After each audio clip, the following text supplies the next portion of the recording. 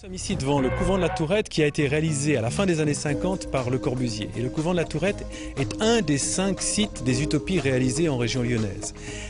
Avec la Cité des États-Unis de Tony Garnier, réalisée entre les années 20 et le début des années 30, la cité des gratte-ciel de Villeurbanne conçue par Maurice Leroux, également inaugurée en partie dès 1934. Ensuite, après la Seconde Guerre mondiale, le site Le Corbusier de Firminy-Vert, qui est au sein d'un grand ensemble. Et puis, dans les années 70, et qui correspond déjà à une forme de contestation de ce qu'est l'architecture moderne, la Cité des Étoiles de Givors, qui a été réalisée par Jean Renaudy. Alors qu'est-ce qu'on entend par utopie réalisée? Il s'agit en fait d'une double utopie.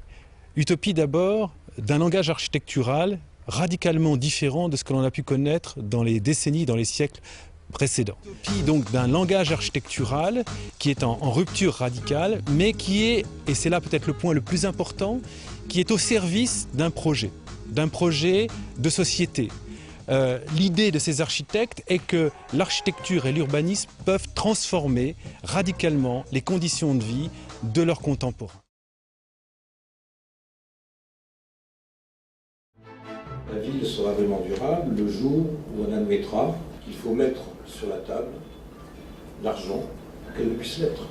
On n'est plus dans un développement urbain colossal et il faut maintenant travailler sur les parties qui sont déjà construites. La ville sur la ville n'a jamais fait autant de sens. Si une construction, une fois de plus, n'aide pas les autres, elle n'a plus rien à faire ici. Et ce qui me fait le plus peur, c'est cette idée comme quoi on est dans l'urgence à nouveau et on va libérer très très vite tous les terrains à construire un peu partout et on va construire très vite 300 000, 400 000, 500 000 logements. Là, on est sûr que c'est comme avant. Et en fait, il ne s'agit pas de construire automatiquement. L'évolution de la métropole, c'est avant tout un phénomène de mutation et de transformation. La question finalement est assez simple. Si on veut une ville durable, il nous faut imaginer une société qui anticipe le futur des villes. Cela suppose une vision. On nous parle de grands projets, grands maîtres d'ouvrage, grands bâtiments, grands architectes, grands musées, grands, etc. Mais j'ai l'impression que c'est pas tant ça qui est fantastique. L'objectif, il n'est pas de faire des grands projets, je ne crois pas. J'ai l'impression que la question qui nous est posée, c'est de réinventer de nouveaux modes de pensée, axés peut-être sur la concertation, peut-être sur l'incertitude, sur un nouveau processus à mettre en œuvre. Je pense qu'elle est là la difficulté.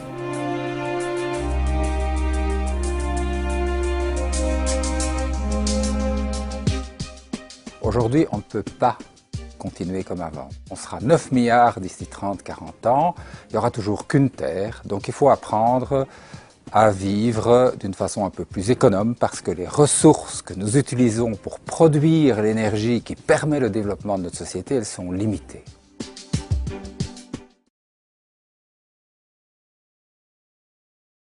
Il faut que les initiatives soient prises par les professionnels. Les professionnels, ce sont les architectes, ce sont les entrepreneurs, ce sont les gens qui sont aux commandes de l'économie chez nous. Et ça, c'est quelque chose qui est important parce que ça va faire tache d'huile.